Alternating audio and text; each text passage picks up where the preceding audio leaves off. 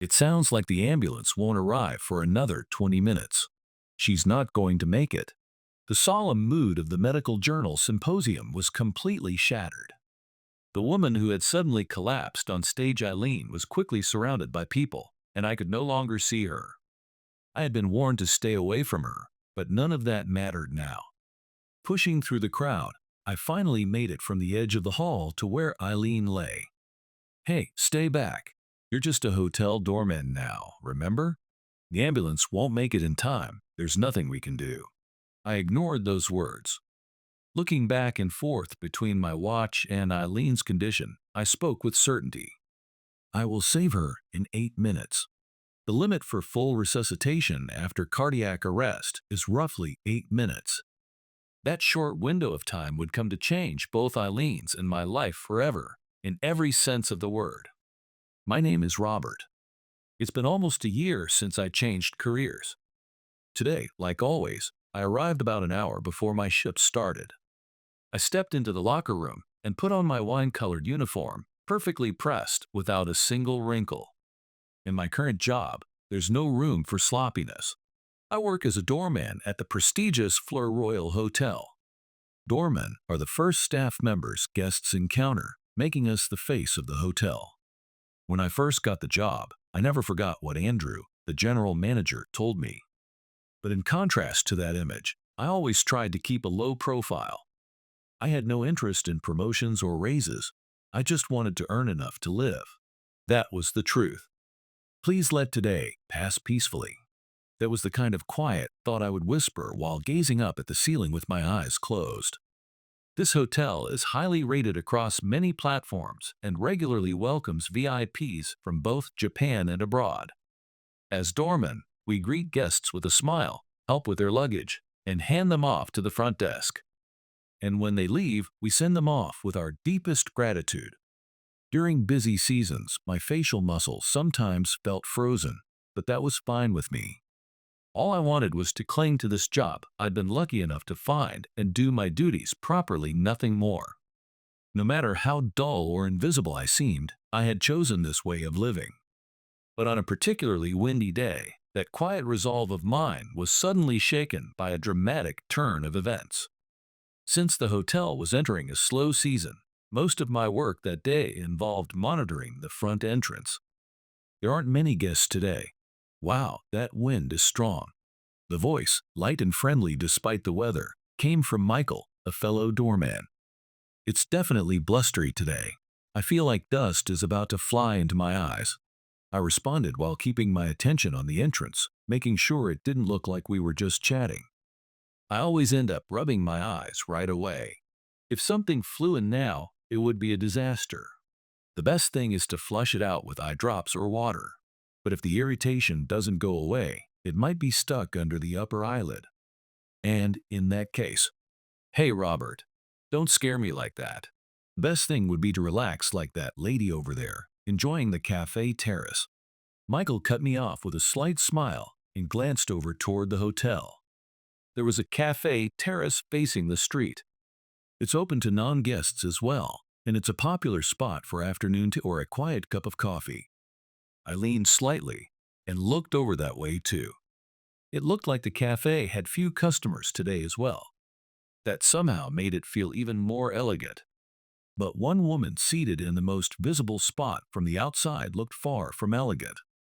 Actually, she was strikingly beautiful, with long black hair tucked behind her ears and a well-fitted suit. But the way she glared at her laptop, typing furiously and gulping down coffee, made her seem more intense and focused than graceful. "Oh, Robert, you know her too? No, is she someone well known?" Unlike me, who barely spoke to anyone, Michael was sociable and had a wide network inside the hotel. He always seemed to be in the know when it came to rumors. "She's a magazine editor, I think. I'm not sure what kind, but I've heard she's often up in the lounge. Sometimes she's in meetings. Other times she's completely absorbed in her work like that. Must be tough being swamped with deadlines, even in a nice hotel like this." Yes. Most people come to hotels in search of an escape from everyday life. So I couldn't help but wonder what kind of state of mind does someone have to be in to bring their daily life into a place like this? Maybe it was because things were slow today, but I found myself thinking about things I normally wouldn't. At that moment, she suddenly began hurriedly packing up her laptop and down the rest of her coffee in one gulp. Sensing she was about to leave the cafe, Michael and I quickly snapped back into work mode. As expected, she rushed out with her belongings clutched in her arms. Documents were sticking out of her bag, and I was about to ask if she needed a taxi when a strong, howling gust of wind whipped around the front doors harder than anything we'd felt all day. Ah, oh no, my papers. Unluckily, the wind caught the documents sticking out of her bag and carried them high into the air. I took off running without thinking. Please stay where you are, it's dangerous. I'll get them for you. Sorry about that. Dodging cars, I chased the fluttering pages down the street. They seemed to have slipped out from a file folder. Once the wind finally calmed, I managed to gather them all up. I believe this should be everything, but would you mind double-checking to be sure? Yes, thank you. I informed my manager about the situation and accompanied her back into the cafe. It was just to confirm that none of the documents were missing, but she began shuffling through the folder with a bit of panic. Please take your time. There's no need to rush, just take a moment to breathe. Though her behavior was clearly frantic, I tried to calm her with the kind of smile expected from a professional hotel staff member. But that was a mistake. To someone already on edge, words like take your time or calm down were the worst things I could have said. I know that, but I don't have time to calm down. Her voice, close to a scream, rang through the lobby, drawing the attention of everyone. The front desk manager quickly came over. Excuse me, miss. Did something upset you? She seemed to snap back to herself, standing up and bowing to both the manager and me. I'm terribly sorry. He didn't do anything wrong. I just got a little flustered. I'm fine now, really. The manager gave her a respectful nod and quietly returned to the front desk. Still standing there, I received another bow from her. I truly apologize. Oh, I haven't even introduced myself, have I? My name is Ilene. You helped me, and I just caused more trouble. I'm so sorry. Ilene bowed again and handed me her business card. Just as Michael had said, the title printed on it showed she was from an editorial department. I knew I should pretend not to know, but having seen the contents of the papers I had picked up earlier, I ended up saying more than I should have. My name is Robert. Are you with Maple Publishing? By any chance, are you the editor for Medical Central? What? How did you know that? And Medical Central is a trade magazine for the healthcare industry. I gave a small bow and explained. I apologize. I happened to see some of the contents while collecting the papers earlier, and when I saw Maple Publishing, it just came to mind. While chasing down the wind-scattered documents, my habit had kicked in. I had skimmed through some of them unintentionally. One of the papers had been a medical research article from a university professor, and the details had stuck with me. Realizing I had said too much, I tried to rein it in, but then she said something unexpected. You skimmed through it? That was in German, and packed with medical terminology. Robert, are you really just a doorman? I am a hotel doorman, but language skills are part of the job, and having a wide range of knowledge never hurts. That's all there is to it.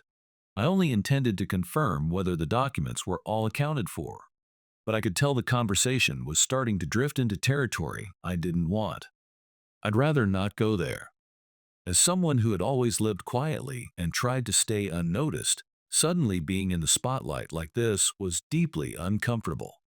Does everything seem to be in order with your documents?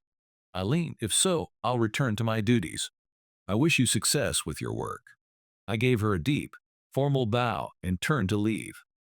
But once again, I was stopped by a voice far too loud for a place like this. Robert, wait a second. Yes. Ilene stopped me, her face showing that she wanted to say something, but the words wouldn't come. However, the hand she had raised to call me back slowly dropped to her side. No, thank you for everything. I'll do my best.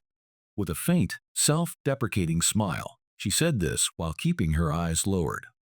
It was the face of someone who had clearly given up on something. I had learned a little about who she was, but I still didn't understand why someone like her would want to stop a doorman like me in this moment. Even so, I couldn't ignore the obvious distress on her face. Ilene, is there something you need from me? Anything I might be able to help with? Was it that obvious? Ilene touched her forehead, her expression one of frustration and embarrassment. I didn't nod or shake my head, just offered the smallest of smiles. After a brief pause, she looked into my eyes, as if making up her mind. Would you be willing to help me with my work? What? I mean, my job. Wait a second. I gently calmed her down as she spoke in an almost frantic tone and had her take a seat for the moment. She must have realized what she was saying was completely unreasonable. As I struggled to make sense of her unexpected request, I checked the time calmly. Would it be all right if we changed locations? I can't discuss this here any further. Please wait for me at the cafe near the station. I'm about to go on my break and will join you shortly. Okay. I stepped away and went to explain the situation to my manager. Of course, I kept the part about helping with her work vague. I also apologized to Michael, quickly changed clothes, and made my way to the cafe I had mentioned. Ilene was already inside. Once again, she was drinking coffee, locked in a staring match with her laptop and documents. Ilene, sorry to keep you waiting. May I hear more about what you wanted to talk about? At my words, she looked relieved. I'm really sorry for springing this on you. The reason I asked for your help is because I thought you had strong language skills and some knowledge of the medical field. I know it's sudden, and I'm asking a lot, but to be honest, I'm completely overwhelmed. Ilene, are you asking for help with something related to the magazine? She went quiet for a moment, then pulled several files out of her bag. This is the project I'm handling right now. I'm writing an article that summarizes the latest international research papers. Our magazine publishes the original text and then provides analysis and explanation. This time, there are a lot of papers and the terminology is highly specialized. On top of that, I've got corporate meetings and deadlines piling up. Honestly, I'm at my limit, but I can't turn to my company for help right now. Why not? I have to do this.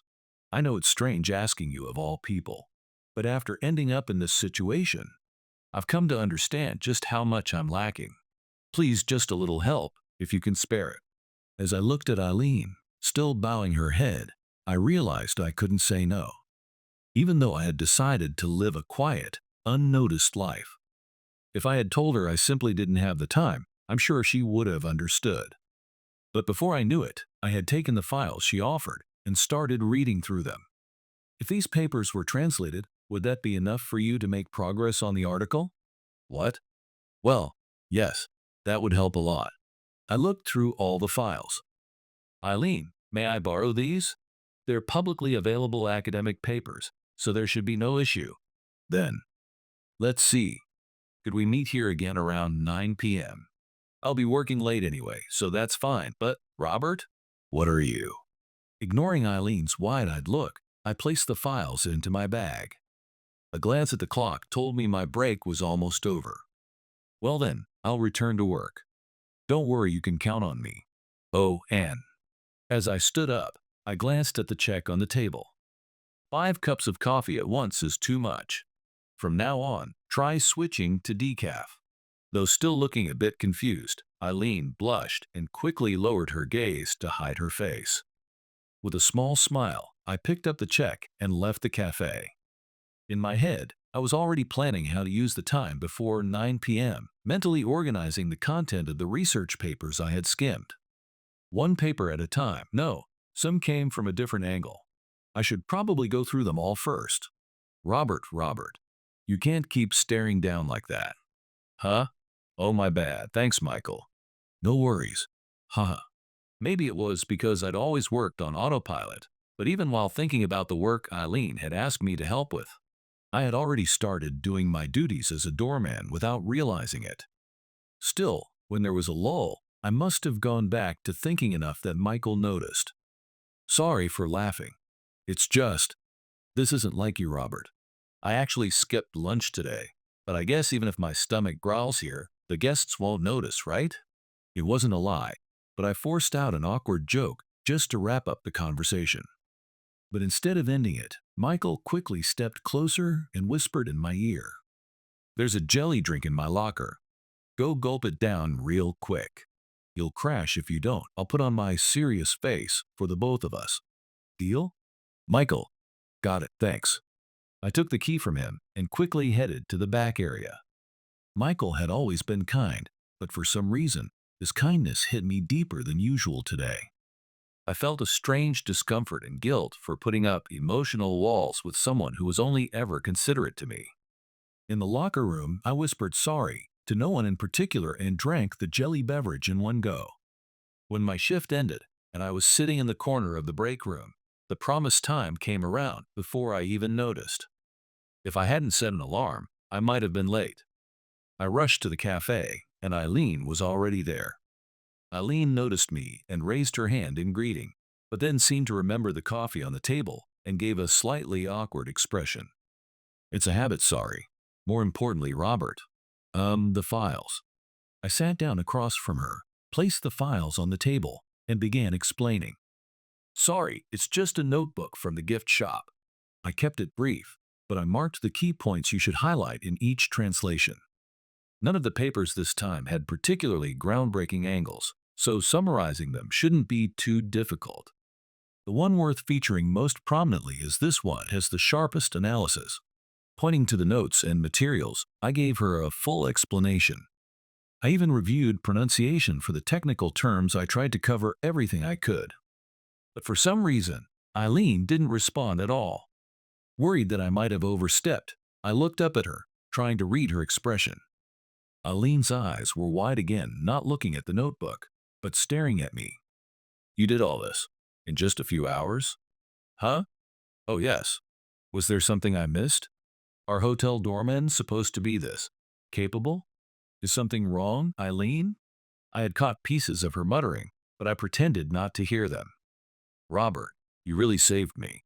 Thank you. I couldn't have handled it alone." Even as she said this, she stared at the notebook with a complicated expression.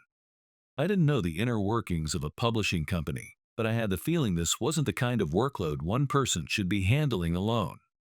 Do you always handle this much work by yourself?" Ilene didn't answer. She reached for her coffee, but after holding the cup for a moment, she quietly set it back in the saucer. Then she began to speak, slowly.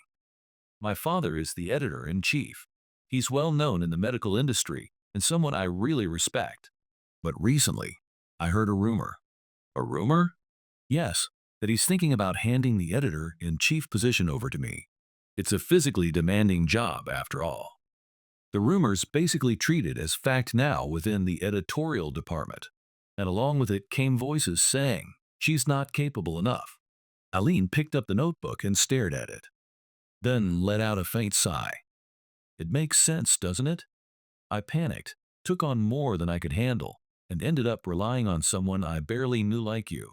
But still, though she had been staring at the table, Ilene suddenly looked up and met my eyes with determination. "I don't know if the rumor is true, but I want to put my father's mind at ease. He's the one who built Medical Central's reputation. I want to grow strong enough to carry that legacy." Ilene said that, then bit her lip and looked at me with even greater seriousness. "Robert, even if it's just in between your shifts, would you please help me a little more? I want you to drill your language skills and medical knowledge into me. Drill into you. I'm just a doorman, you know. Even so, I'm not at your level right now. A journal that becomes the compass of medical progress. That's our company motto. And I intend to give it everything I've got. Maybe I'm contradicting myself, but Robert, please." Ilene stood up and gave a deep bow. I knew I should end it here, but something about her earnest and determined spirit stirred something in me. I wanted her to reach her dream. In the end, I stood up too and took her hand. "I don't know how much help I can be, but let's give it our best." "Robert." "Yes, I'll do my best. Thank you so much." Ilene gripped my hand tightly. I decided I would stand in her shadow and quietly support her growth. That day marked the beginning of a new chapter for me. Wearing two hats as a doorman and Eileen's assistant felt less like a juggling act and more like walking in step with her. She was truly serious and hardworking. We exchanged emails, and when she had internal presentations or interviews, we met at our usual cafe, and I gave as much advice as I could. Robert, I got the contribution from Professor Walker. It's all thanks to your advice. That's great. It was your own effort, Eileen. You've acquired the knowledge to have a real conversation with Professor Walker. Robert, I might have smiled from the heart for the first time in a long while. Just being hired as a doorman had felt like a stroke of luck. That's why I had decided to live quietly and stay out of people's way. But now, maybe I had used the knowledge I once thought worthless to actually help someone. Thinking that, the fog in my heart began to clear. Eileen's pace at work noticeably picked up. Maybe she was finding her rhythm. I even had a fleeting, bittersweet thought. Maybe she wouldn't need my help much longer. But then, she said something I hadn't expected at all. Robert, there's someone I want you to meet. He suddenly asked to see you. I'm sorry I couldn't tell you earlier. Would it be okay if I called him over? Wait, what? I'm just helping out. I don't think I should be meeting your acquaintances. Are you Robert? Before I could finish declining, a deep, commanding voice came from behind me. When I turned around, I saw a familiar face from the magazine. The man gently motioned for me to stay seated and sat beside Eileen with a smile. Robert, this is James, the editor-in-chief of Medical Central. He's my father. Sorry to drop in like this. I was the one who asked to join. See, Eileen's work has grown so impressively. It was such a remarkable transformation. I had to ask what changed. And when I heard she met someone amazing, I knew I had to see you for myself. By now, I had a decent sense of Eileen's personality. She probably hadn't been able to keep me a secret. I steadied myself and spoke to James. I see. I'm sorry for the delay in introducing myself. My name is Robert, and I work as a doorman at the Fleur Royal Hotel. I only offered some occasional advice. Eileen's growth is entirely her own achievement. As I said that, James let out a hearty laugh. No need to be modest. But with knowledge like that, a doorman can't be using it to its full potential. With someone like you supporting her, Eileen can breathe easier. Wait, what? It felt like the conversation was heading in a direction I hadn't anticipated. Eileen also looked slightly flustered and glanced at her father. James placed his hands on his knees and stared straight at me. I'll be blunt, Robert, would you be interested in working with us? No, I sincerely hope you will. Huh? You mean at Maple Publishing? Yes. More specifically, in the editorial department of Medical Central. Specialized journals are where we develop both editorial skills and subject expertise. Medicine is a deep field, and we are always in need of people who already have foundational knowledge. I've also heard you're proficient in languages. What do you think? I must have shown obvious confusion on my face. Eileen quickly stepped in to cover for her father, flustered. I'm sorry for the sudden offer. My father always rushes ahead. Robert already has a job to return to. I'll do it. What, Robert? I sat up straight and looked at the two of them. I never thought I'd have any use for the knowledge I had.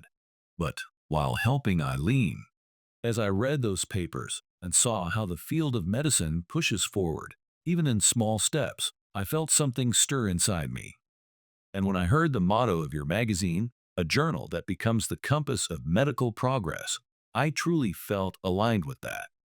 If I can contribute to medicine through publishing, then I want to be involved. Somewhere along the way, I had started to feel that way. That complex feeling I had when I thought my help might no longer be needed, it came from this. Never did I expect to be offered a direct path to become involved.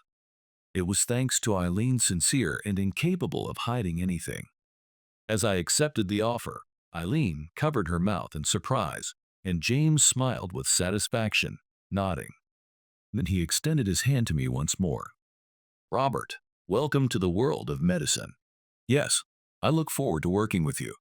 I bowed my head, and shook James' hand. Then I felt the warmth of Eileen's hand resting gently over ours.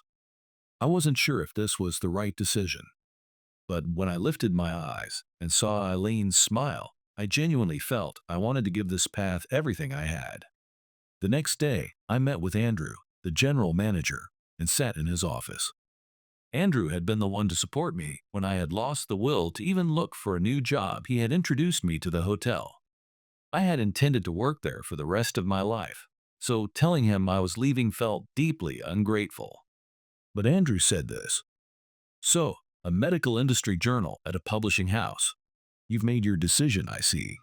Yes, I know you entrusted me with this position, and I truly apologize.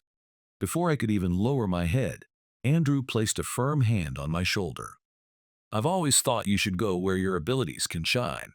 If I started asking you to stay, I'd never stop, so I'll keep it brief. I'll be cheering you on in my own small way. Do your best out there. Andrew, thank you for everything. I also thanked Michael. When he said he would miss me, it struck me again just how fortunate I had been. Thanks to Andrew's consideration, I was able to complete my resignation procedures ahead of schedule, and I gave one final bow to the hotel. It was a bow filled with my vow to give my all once again, even as I stepped into an unfamiliar and unknown world. And so, my new life at Maple Publishing began.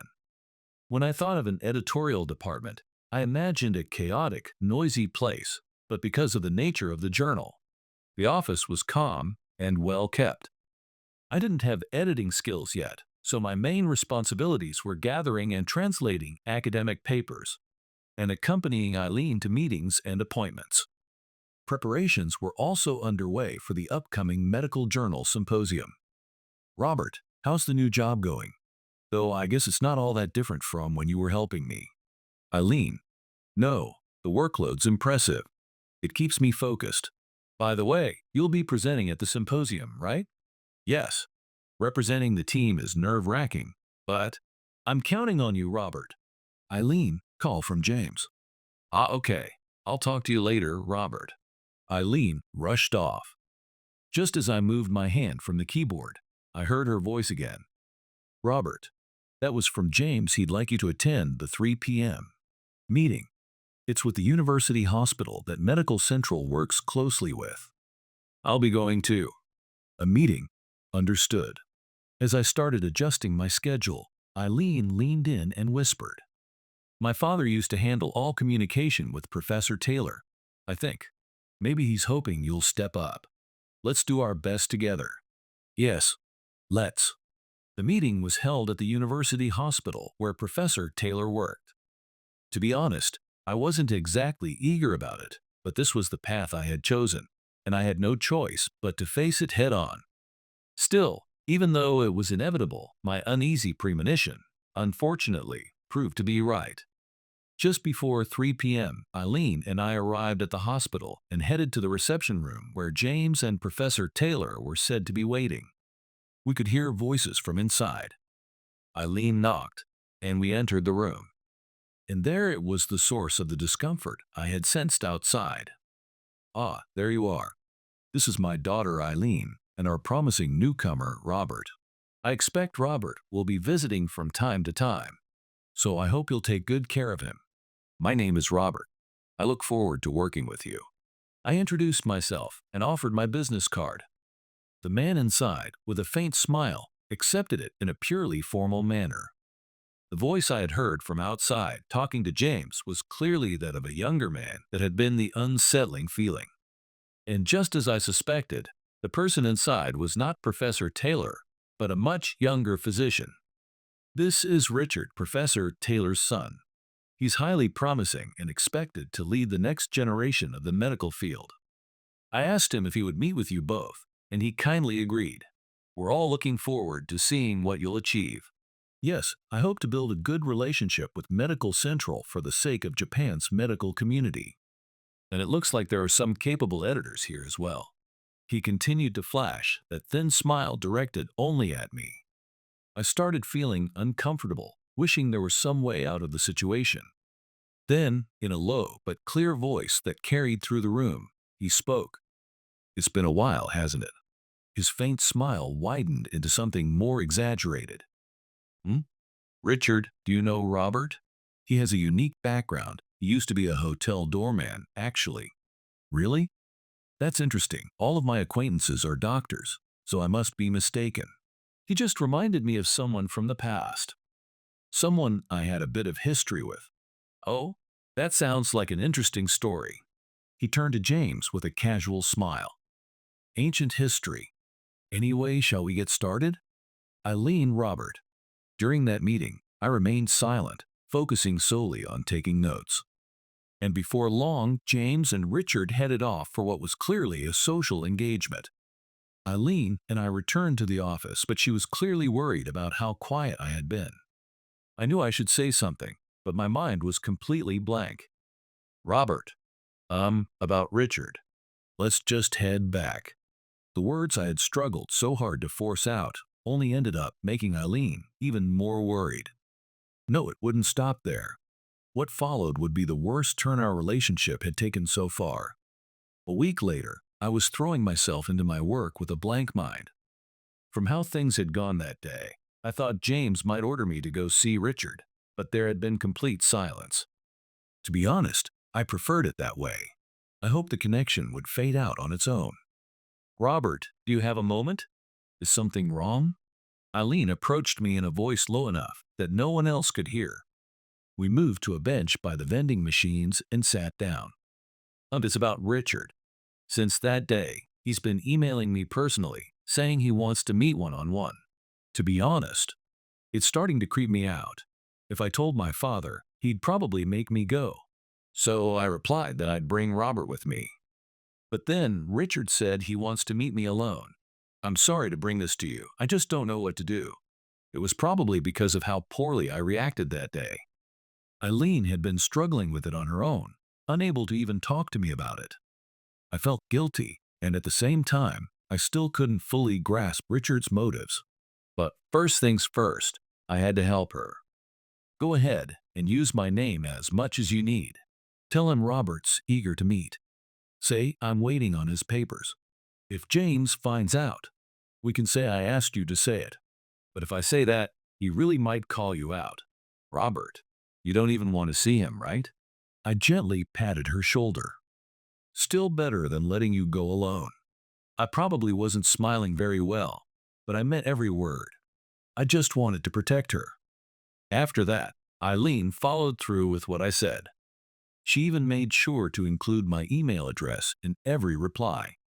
Robert, the emails to me have gone way down. Did he send anything to you? No, nothing here either. Looks like the email storm might just die out, which means the next step is. What? Next? Just then, a loud voice rang out from the office entrance. Robert, Ilene, come to the conference room immediately. Yes, James. I figured as much. Did he? Did he send an email to my father? Most likely. If that's the case, then just say I asked you to write every message. Let's go. I hurried toward the conference room, practically pulling a confused Ilene along with me. When we knocked and entered, James was already seated, a deep frown etched across his face. On the long table sat a single open laptop. There you are.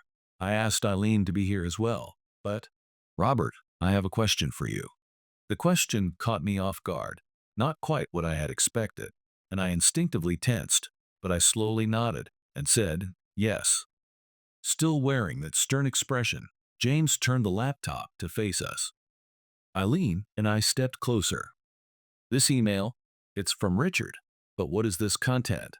I received an email from Richard asking for a meeting, but this part, I must respectfully decline Robert's presence.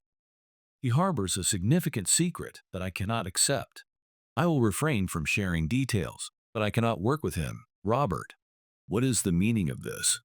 I hadn't seen this coming. I could only stare at the monitor. He had anticipated that Ilene would talk to me. And now, he dropped a bomb on James. The wording so carefully framed to sound disappointed, while steering the conversation toward me was almost masterfully manipulative. Robert, a significant secret? Robert, I don't intend to pry into your private life, But if someone says they can't work with you and it starts affecting the team, it becomes a professional issue. I need you to explain. I shut my eyes tightly and clenched my fists. How much easier it would be if I could say there was nothing in my past that people could point fingers at. But I knew I couldn't ask for understanding, not entirely. That's why I had become a doorman in the first place. James, I leave my fate in your hands. Excuse me. With nothing else I could say, I turned on my heel and left the conference room. I heard footsteps chasing after me. It was Ilene. Robert, wait. What's going on? What happened? I wanted to get out of there as quickly as possible. Telling her anything here would mean revealing the truth I had kept buried. I didn't have the capacity to think about why she had chased after me. I didn't even have the courage to look at her face. All that filled my mind was the overwhelming urge to run away from her. Robert, I may not know everything yet, but I believe I understand at least a little. You're really. Just leave me alone. Robert, can't you trust me? Her voice rose. People from the office began to step out. Even James came. I could feel everyone's eyes on me like needles. When I glanced toward Ilene, I saw her face flushed red, eyes brimming with tears. But I said nothing. I walked away. The next day, everything changed. With the entire office present, James called me over to my desk. As I stood there frozen, he pulled out several sheets of paper.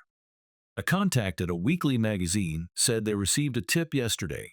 Fortunately, they contacted me before going to print. Tell me, Robert, does this concern you? With lifeless eyes, I looked down at the printed article.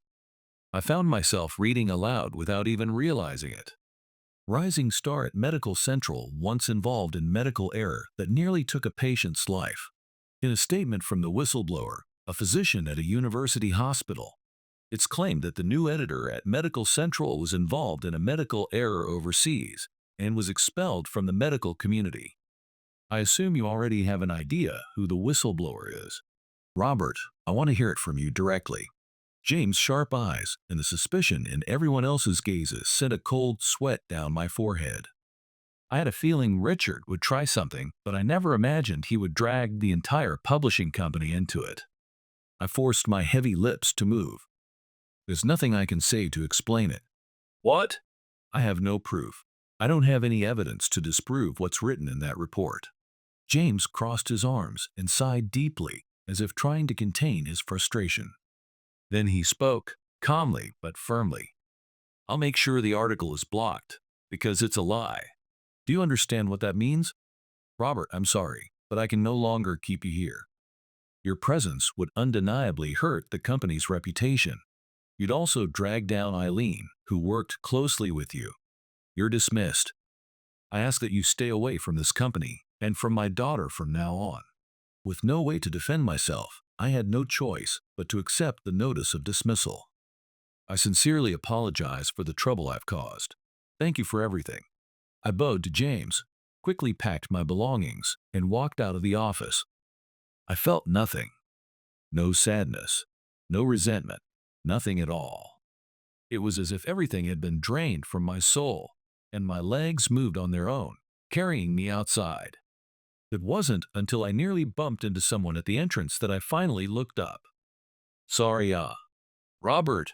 It was Ilene, who had messaged earlier that she would be late. My father told me this morning that he might dismiss you. I read the accusation too. But it's not true, is it?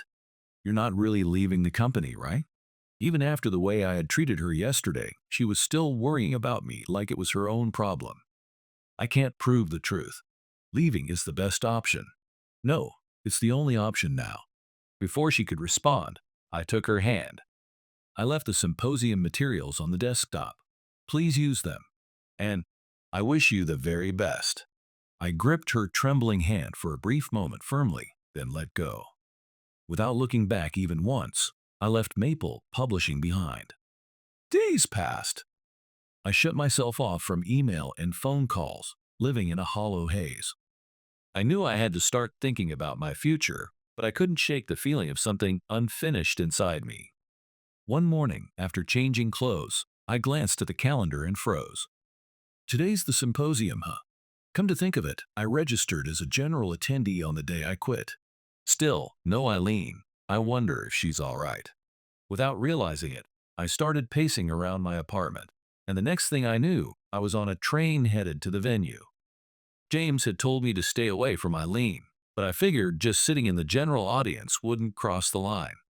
I told myself I'd just watch and leave. Maybe it was a convenient excuse, but I couldn't help it. I was too worried to sit still. It felt a lot like the day I first met Ilene. Lost in those thoughts, I found myself arriving at the symposium venue. It was a familiar place, so I had no trouble finding my way. After all, it was close to the Fleur Royal Hotel. Many participants came from afar or even overseas, so events like this were often held near hotels. Unlike a forum, a symposium isn't a debate, it's a place where each speaker presents their views on a theme. In other words, Ilene would be presenting as a representative of Medical Central, sharing the magazine's official perspective. I took a seat near the back corner and buried my face in the pamphlet. It looked like this year's lineup included many presenters from the magazine industry. The general audience was small, most attendees were insiders. Ilene was third on the program. From where I sat, she was just barely within sight, almost hidden from view. Do your best, Ilene. The room fell silent as the announcement played, signaling the start of the symposium. This time, the symposium theme was disaster medicine. Since I had helped with the preparation of the materials, I found myself unintentionally absorbed in the discussion. And finally, it was Ilene's turn. She looked a little worn out, but she stood tall and began her presentation with composure. To the audience, it likely appeared to be going smoothly, but I couldn't help but notice certain things about her. Though illuminated by the stage lights, her complexion looked pale, and she occasionally braced herself against the podium, as if trying to keep her balance. Then, just as she finished her presentation and bowed on stage, thud! A loud crash rang out as the worst-case scenario unfolded. Ilene had collapsed, face first, on the stage. The room fell into a momentary silence before breaking into chaos. Some rushed to her side, others stood up and looked around in confusion. The whole venue was in disarray. I was already sprinting toward the stage. Pushing through the crowd, dodging camera equipment, I forced my way forward. Ilene, damn it, hurry. When I finally reached the stage, a group of flustered men in suits were awkwardly trying to move her. Among them, I saw Richard. Don't move her, I shouted at the top of my lungs and rushed straight to her side. Robert, why are you even here? Richard shouted in shock, but I had no time to deal with him. I tapped her shoulder, calling out, Ilene? Ilene? Just as I began checking her breathing, a man who looked like one of the organizers rushed out from backstage, his face pale, and shouted, The ambulance. They said it'll take over 20 minutes because of an accident on the road. They want a status update. What should I tell them? The scene was pure panic. Most of the people in the room were in the medical field. Surely they knew what to do. But when the unexpected happens, even doctors can freeze. I kept watching her chest, gauging her breathing, and took the phone. She collapsed after mild dizziness, no facial fractures. Currently unresponsive. Confirmed cardiac arrest. Beginning chest compressions and preparing AED now. Richard, get the AED, it's by the entrance. The murmuring in the hall grew louder. Hey, I've seen that guy before. Isn't he the doorman from the hotel nearby? That's right. We always use that hotel during symposiums. I recognize him too. But why is a doorman doing that? It's almost like he's... I set the phone aside and checked for vomit, then immediately started CPR. I monitored Ilene's condition as I alternated between compressions and rescue breaths. Sweat was dripping from my brow. It was a race against time. But Richard, whether unwilling or simply unable to act, lashed out right there on the spot. You heard it too, right? The ambulance won't make it. You've got 8 minutes max to revive someone. There's no time left. What can someone like you do? With rusty hands from a doorman's life? She's not going to make it. I kept going and answered him calmly between compressions. I won't give up. I'll save her within 8 minutes. I've got the AED. One of Eileen's coworkers from Maple Publishing, seeing Richard not moving, had gone to get it instead. I opened Eileen's shirt, wiped her sweat, and prepared the AED. Nearly 3 minutes had passed since she stopped breathing. If it took any longer, even if she came back, she might suffer permanent damage. Come back to us, Ilene. Everyone, clear away. The AED activated. All I could do now was wait as the current pulsed through her. Everything rested on her strength to pull through. Ilene, stay with me, come back to us, Ilene. Just as the AED delivered its shock and the automated voice began its countdown, I was about to resume chest compressions when her finger twitched. Ilene? Can you hear me? Ilene. Ugh. 1340. Consciousness regained. Under 3 minutes. Ilene, I'm going to gently turn you to your side. Robert.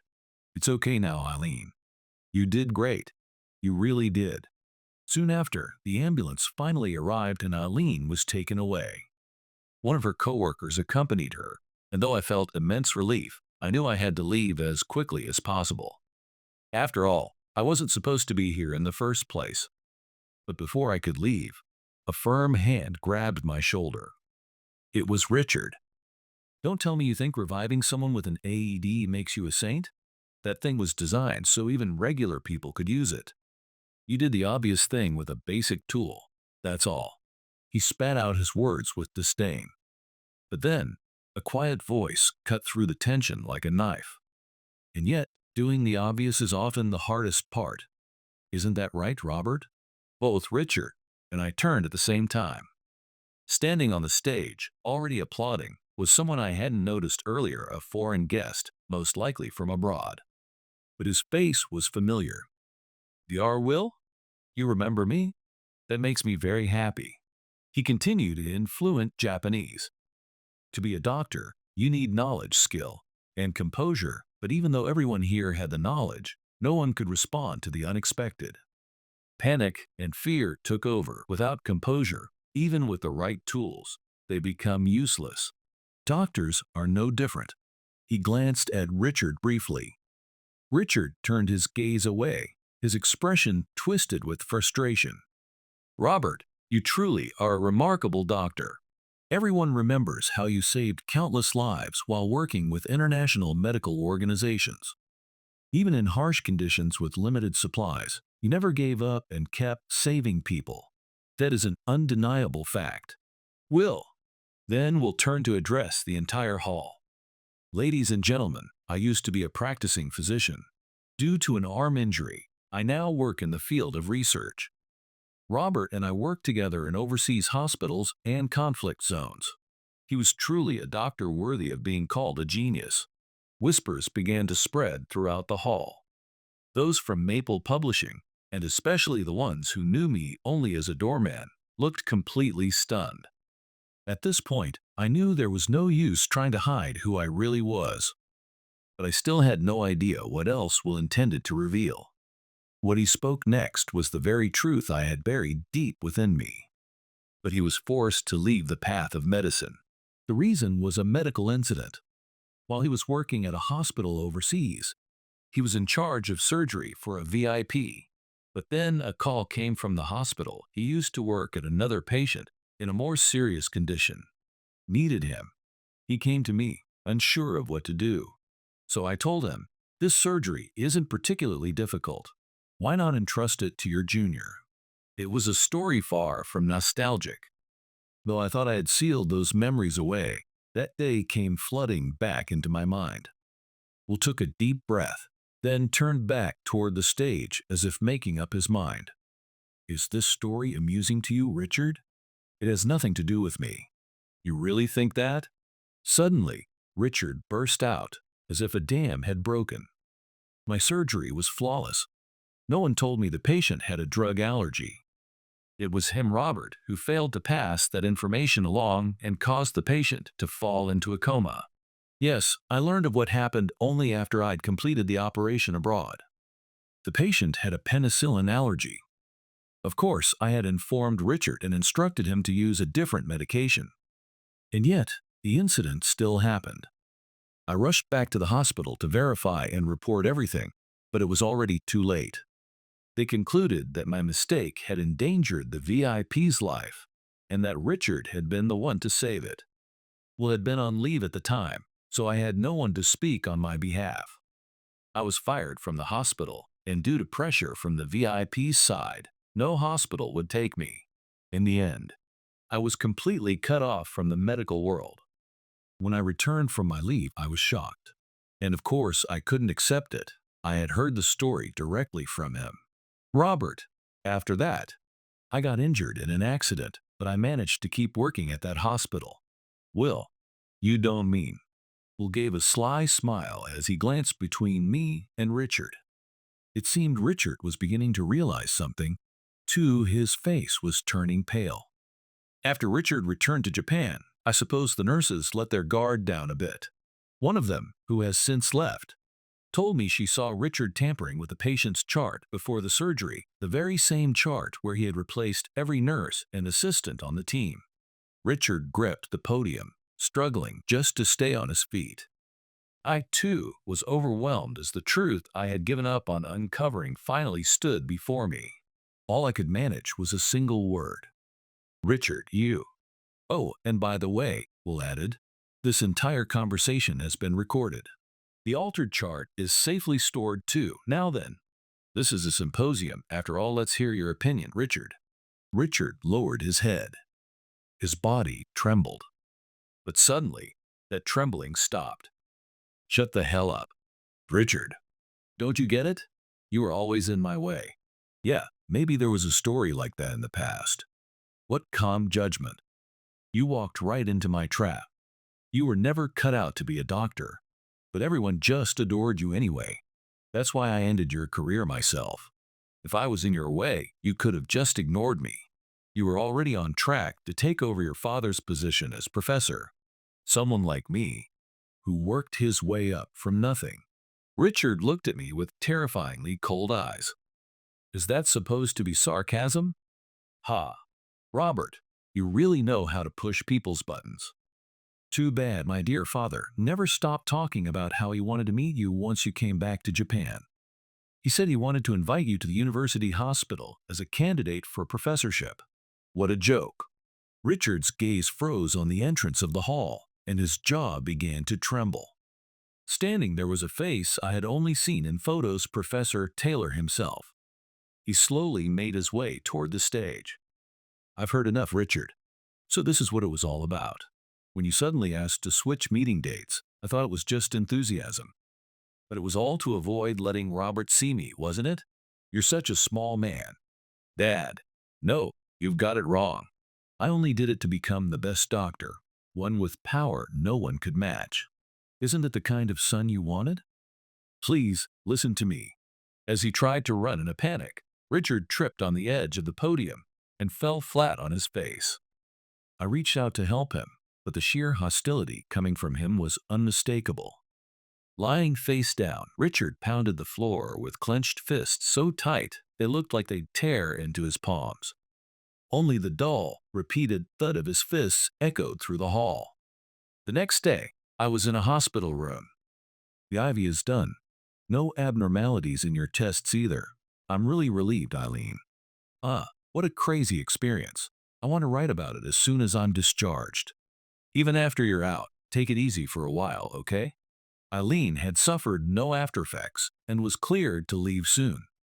Her cardiac arrest had been caused by a vasovagal reflex, a reaction similar to fainting likely worsened by stress, exhaustion, and excessive caffeine intake. But all of these were things she could recover from. She had quietly mentioned she wanted to rethink how she approached her work. So, you really were a doctor. That explains everything. Thank you so much for saving me, Robert. No, I had help. And besides, I believe you'd come back, Ilene. It might not have been the most professional thing for a doctor to say, relying on hope rather than certainty. But in that moment, two things were undeniably true. I was determined to save her, and I couldn't accept the idea of saying goodbye to Ilene in that place. I'm tougher than I look, and now, this life of mine, it doesn't feel like it belongs to just me anymore. I feel that with every breath, every beat of my heart, thanks to you, Robert. Ilene, that means everything to me. She placed her hand over her chest and turned toward me. Then she gently took my hand and brought it to her chest. In the quiet hospital room, I felt the steady, quick rhythm of her heartbeat in my palm. We looked at each other and, just a little shyly, smiled. Just then, the door to the hospital room swung open. In that instant, I quickly pulled my hand away from hers and tried to hide it behind my back. But both of my hands were immediately grabbed and gripped tightly, almost painfully. James? Robert, thank you. Truly, thank you. You saved my daughter. I pushed her too hard, focusing only on her determination to succeed, and I ended up putting her in danger. I failed as a father. That's not true, Dad. I was the one who asked to do it. But from now on, I'll be more careful. I'll listen to what Robert says, I promise. James looked at me with a smile, holding back tears. I watched the footage from the symposium. I'm truly sorry for saying things that exposed your past. Watching your quick judgment and action reminded me of what medicine is really about. Robert, if you're willing, would you consider working with us again? What? A small breeze drifted in through the window, rustling the flowers and bags of fruit by the bed, and then slipped back out toward the clear blue sky. 3 months passed. Dr. Sullivan, Kevin in room 203 says he's been feeling some back pain since yesterday. Kevin, huh? Got it. I'll go check on him right away. This was a general hospital built just 2 years ago. I now work there as a part-time physician. They had offered me a full-time position, but I couldn't give up on my dream of working overseas again, so I chose this path. Even in a limited role, being surrounded by dedicated colleagues helped me grow every day. Back when James had asked me at the hospital if I would return to the editorial team, I had honestly planned to say yes. I couldn't imagine myself returning to medicine. But the one who pushed me to realize what I truly wanted was Ilene. Dad, I can't let that happen. What do you mean? If Robert goes back to the editorial team, then my dream won't come true. I want to write about the doctor who saved my life and is making a difference around the world. Her words hit me hard. She was telling me not to give up. The passion I had sealed away suddenly began to burn brightly again. I bowed deeply to James. Thank you for the offer, truly, but I've decided to chase my dream once more to return to the medical field and save as many lives as I can. Though James looked disappointed, he told me that even if our workplaces differed, our goals were the same. After he left the room, it was just me and Ilene again. Thank you, Ilene. If you hadn't pushed me, I wouldn't have been able to move forward. I'll give everything I have out there. She nodded with a warm smile. For some reason, my face felt hot. As I touched my cheek to hide it, Ilene suddenly asked, Robert, why did you become a doctor? Well, a TV drama. A drama? That's unexpected. I know, right? But the doctor in it never considered giving up. Helping others was all that mattered. I understand that reality is different, but that mindset, it's always stuck with me. Why are you asking, though? Ilene gave me the brightest smile. Because my dream is to get the exclusive on the man who saved my life. And I've decided to keep that exclusive forever. If you're going to say no, now's your last chance. I wondered which one of us looked redder in the face at that moment. There was no way I was going to say no. No one but you, Ilene. And so, Ilene and I began our journey as partners in life. She was now swamped with the handover process as the next editor-in-chief at Medical Central. She would be inheriting all the professional connections built by her predecessor. But with her sincerity and radiant smile, I had no doubt she would succeed. Her health was no concern. Lately, she seems to have developed a fondness for decaffeinated coffee. As for Richard, he left the medical profession. It wasn't just because working at his father's university hospital had become difficult. Word had spread in the industry that he was the doctor who had hesitated to use an AED in an emergency. That label made it hard for him to find another hospital willing to accept him. He now works quietly in a small local medical equipment company. I remembered something Richard once told me when we were overseas, something rare, as he hardly ever talked about himself. I'm the middle of three brothers, and we don't have a mother. Our father was everything. Both my older and younger brothers are doctors. I had to take a year off, but I managed to become a doctor too. Hey, getting your dad's approval isn't easy. If I were as talented as my brothers, maybe I wouldn't have been so desperate. I just wanted him to acknowledge me. I can never forgive him for dragging a patient into his scheme. But even so, knowing he couldn't completely leave the world of medicine, I can't help but hope he'll find his own path someday. Dar Sullivan, are you listening? My back feels better now. Thank you. I'm listening, Kevin. I'm glad the patch helped relieve it. Let me know if anything else comes up, all right? I bowed my head lightly and was about to leave the room. You know, Dar Sullivan, you don't really act like a doctor. That bow, it's more like you're welcoming a guest. I guess I just can't shake the habit. I still stop by the Fleur Royal Hotel Cafe from time to time. The look on Michael's face when I told him I was back in medicine after he had always known me as the doorman became one of our favorite stories to tell. I also visited Andrew to tell him I'd returned to medicine. In fact, Andrew was the only one who had ever known that I held a medical license. When I returned to Japan after the incident overseas, it was Andrew who gave me a job after I helped him during one of his attacks. He had always wished I would return to being a doctor, and he was genuinely happy when I finally did. Without that place, I probably wouldn't be where I am today. Every day, I'm grateful for all the connections and support that led me here. Once my shift ended, I left the hospital. I live with Ilene now. Welcome home, Robert. Huh? You're back early today. You must be tired, Ilene. What? It was rare for Ilene to beat me home. She quickly made coffee and brought out a cake. Wait, what's going on? Hey, actually, this. Ilene handed me several printed pages. The first one was a printout of an email. From? Will? Yep, he visited me in the hospital, and we exchanged emails then. Will was still consulting in the international medical field and publishing research. He had explained the incident to the VIP involved and had helped clear my name. I read the email. As I took in the words, my heart began to race. The hospital from back then is planning to open a new wing. Looks like they'll be recruiting skilled doctors about a year from now. Robert, this is your chance. Tears had started falling before I even realized it.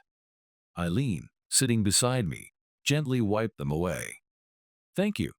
I never imagined something like this would happen. I don't even know how to express how grateful I am. Really, Robert, you're just too kind sometimes. Come here. She hugged me tightly. Looks like my exclusive interview is going to keep getting better. I'm so thankful I get to walk this path with you. Haha, maybe we'll even turn it into a book someday. In that case, we're definitely starting it with the part where you saved me. 2 years later, we moved overseas and began a new chapter of our lives. It may still be a long way before this becomes a book, but there's one thing I know for certain until the very end of this story. She will be by my side, smiling. Dreams aren't measured by size. They have no clear end. For some, they go on endlessly. For others, they overflow and change shape. And in the end, only you can decide where your dream comes to rest.